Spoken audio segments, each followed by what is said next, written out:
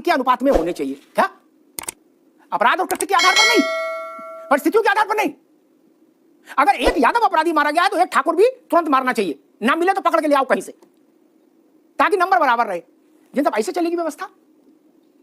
Narrative बनाया जा रहा है ठाकुर पुलिस ने, ठाकुर मुख्यमंत्री ने, ठाकुर डीके शाही ने ठाकुर को बचा दिया और यादव को मार दिया, ये नैरेटिव होगा। तो इस नैरेटिव के साथ तो फोर्स नहीं काम कर पाएगी।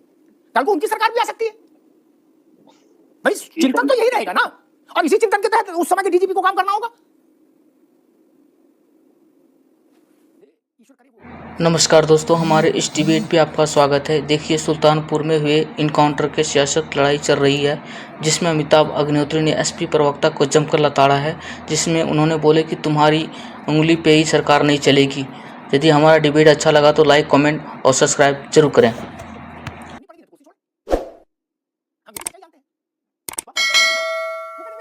चलिए शुरू करते हैं। न कह दीजिए कि नहीं तो बहुत ही, अभी तो पुलिस को बदनाम किया आप लोगों ने, फिर जजों को भी कर दो लपेट लो। कौन ना जजों की जात बताओ पहले हमको, किस जज ने स्वीकार किया, किसने अस्वीकार किया? यादव अशोक जी नहीं, ये प्रश्न ना आ जाए कहीं और आप एक वक्तव्य जारी कर दो कि अग्रवाल जज ने स्वीकार किया, ये पीडीए के खिलाफ साजिश है। मेरे ख्याल से जजेस को हम जात से परे रख रहे हैं अशोक जी। अमिताभ जी, देखिए, जो जैन साहब ने कहा ये बिल्कुल उन्होंने जो थ्योरेटिकल बात होती है, जो लिखा पढ़ी में होती है, वही बात इन्होंने कहा। लेकिन ये सवाल तब खड़े होते हैं जब विपक्ष के नेताओं को उसी कोर्ट में जमानत नहीं मिलती है और सत्ता पक्ष के नेताओं को उससे बड़े बड़े अपराधों में उसी कोर्ट से जमानत मिल जाती है। तो आप देखिए, न्यायपालिका और जो पुलिस का सिस्टम है, जो इन्वेस्टिगेटिंग एजेंसी भैया, आप तो अशोक जी मुझे आपको प्रणाम करना पड़ेगा। यहाँ होते तो मैं एक अच्छी कॉफी पिलाता, आपने इतनी दिव्य बात कर दी। पहले आपने पुलिस की लानत मलानत की, अब कचहरी की भी कर डाली। क्या बोले, एक मिनट, क्या ये चाहते हो कि दोनों में जो भी आदमी नियुक्त, रुक जाओ भैया, आप ये चाहते हो दोनों में जो भी आदमी नियुक्त हो वो लोहिया वाहिनी के अध्यक्ष से पहले अप्रूवल लेके आए और युवजन सभा के लड़के से अप्रूवल लाए? बोले तुमको मजिस्ट्रेट होना या युवजन सभा से दस्तखत करा के लाओ। अजब बात है। बोले आप जानते हो अमिताभ जी कचहरी कैसे चल रही है? गजब है। आपको कचहरी पर भरोसा नहीं, आपको सरकार पर भरोसा नहीं, पुलिस पर भरोसा नहीं, फिर किस पर भरोसा है मेरे भाई? अपराधियों पर। देखिए जी, अभी हम लोग बैठे हैं, आ रहे हैं सिंह जी जी। मुझे समय आपको देना पड़ेगा, बहुत सीरियस डिस्कशन चल रहा है। देखिए, जो इन्वेस्टिगेटिंग एजेंसीज हैं और जो जुडिशियरी है, ये एक गाड़ी के दो पहिए हैं। अगर इन्वेस्टिगेटिंग एजेंसी सत्ता पक्ष के लोगों के लिए जमानत का विरोध नहीं करती है तो उनको जमानत मिलती है कि नहीं मिलती है?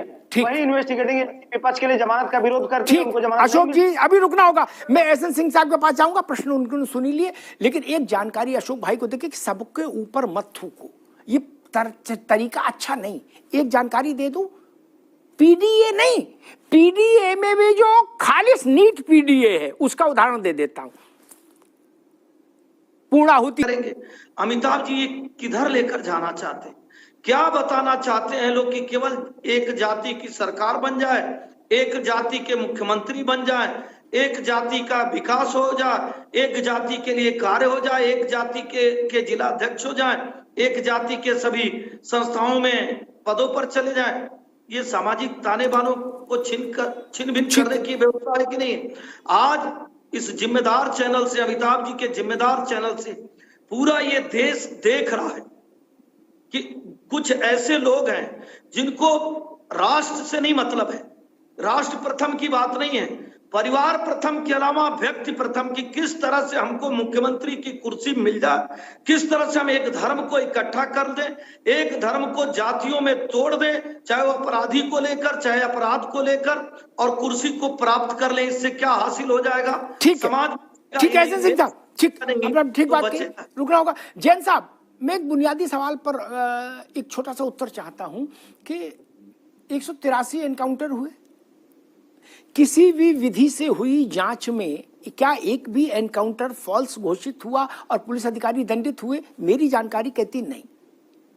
जिन लोगों को फिर भी शिकायत थी उनके पास ये अधिकार, ये अवसर सुरक्षित था समाजवादी पार्टी के पास विशेष रूप से, कि वो हाई कोर्ट में एक विशेष अनुमति याचिका डाल सकते थे कि इसकी जांच ठीक से नहीं हुई।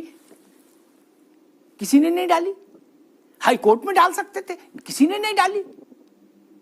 जैन साहब, मेरा प्रश्न वही है, आपने एज पार्टी, समाजवादी पार्टी, व्यक्तियों की बात नहीं कर रहा, आपने इन 183 में से किसी मुठभेड़ के खिलाफ अदालत का दरवाजा खटखटाया कि भाई हम अपना पैसा लगा रहे हैं, हमारी पार्टी के पास पैसे की कमी नहीं? क्या देश के 4 बड़े वकील खड़े करते, हम खोलेंगे फाइल?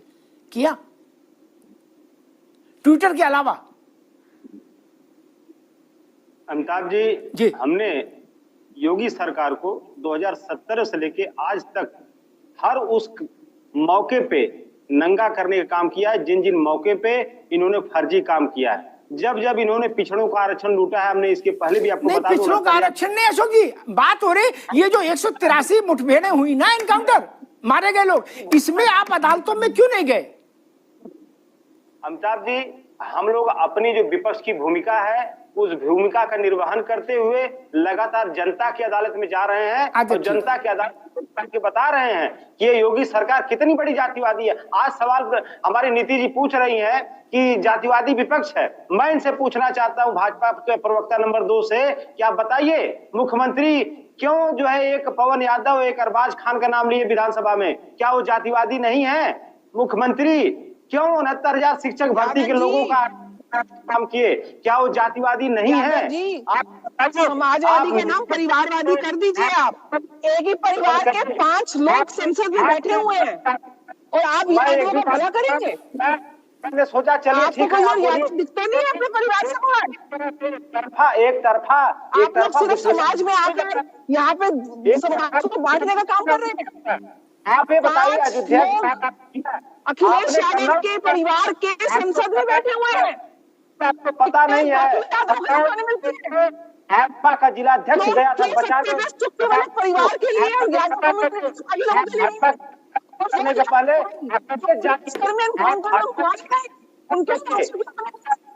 नहीं है, आप चमचा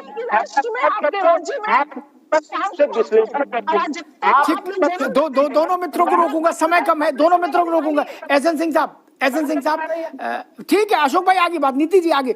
एहसन सिंह, वही प्रश्न है कि क्या हम उस मोड़ पर आ गए कि जब सत्ता पक्ष के लिए अलग कचहरी और विपक्ष के लिए अलग कचहरी होगी, सत्ता पक्ष के लिए अलग पुलिस होगी, विपक्ष के लिए अलग? ऐसा तो संभव नहीं, और दुनिया के किसी देश में संभव नहीं।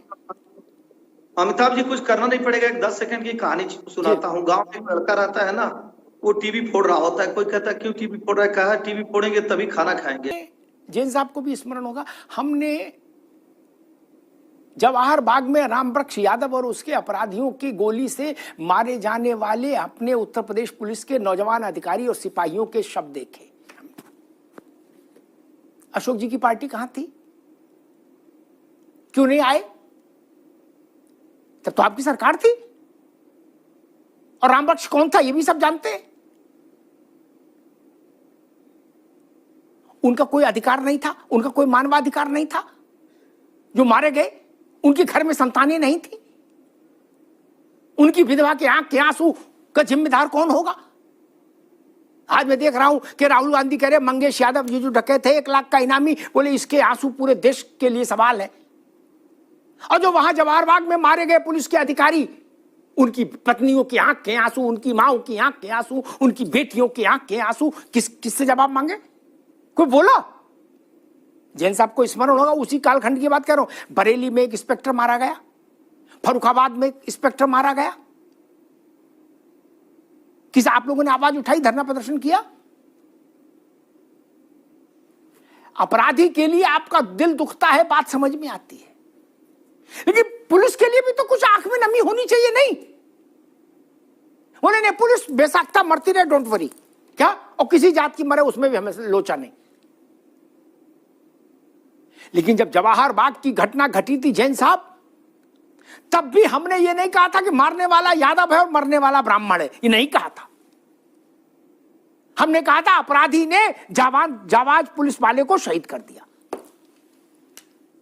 अशोक जी, अगर ये व्याख्या करता तो ये पाप होता समाज के प्रति। अगर मैं ये व्याख्या करता कि रामवृक्ष यादव ने एक ब्राह्मण, 2, 4, 5, 10 ब्राह्मण और सवर्ण पुलिस वालों को मार दिया। ये नहीं कहा, ये कहा भी नहीं जाना चाहिए। इससे ज्यादा और गंदी बात क्या होगी? हम पुलिस पर भरोसा नहीं कर रहे, हम अदालत पर भरोसा नहीं कर रहे। और ये बीमारी आज की नहीं है, ये बीमारी आज की नहीं। जैन साहब के मेरे ख्याल से जैन साहब तब तो सर्विस में होंगे। जैन साहब जब छबिराम मारा गया तो उसको मार डाला गया। ये आदरणीय शरद जी ने प्रश्न उठाया था। अशोक जी, ये प्रज्ञा प्रवाह पुंज वहां से आ रहा है। हम जान रहे हैं ना कि गोमुख कहां है इस ज्ञान का। आप लोगों को स्मरण नहीं होगा, मैं भूलता नहीं। उनका क्या लेना देना था छबिराम से? कोई नहीं। वो छबिराम की फोटो भी नहीं देखे होंगे शरद यादव, क्या? क्योंकि छबिराम को तो पुलिस में भी लोग नहीं पहचानते थे। जैन साहब गलत तो नहीं कह रहा। कभी छबिराम ने उनके पक्ष में और उनके खिलाफ कोई प्रदर्शन नहीं किया, कैंपेनिंग नहीं की होगी। उनका दर्द फूट पड़ा, बोले ना आज रोको नहीं, आज प्रेस कॉन्फ्रेंस करूंगा। क्यों? बोले छबिराम नेताजी मारा गया। गजब होगा। तुल्ला क्या कर रहे? बोले लुकमान दीक्षित था, मोहर सिंह, माधव सिंह ठाकुर थे। बोले ये लोग, जनक सिंह, बोले इन लोगों को क्यों नहीं मारा गया? जो बात आज अखिलेश जी की पार्टी कह रही है, एग्जैक्ट यही बात 40 साल पहले शरद यादव कह रहे थे। अशोक जी, सियावर रामचंद्र की जय। क्या? कुछ नहीं बदला।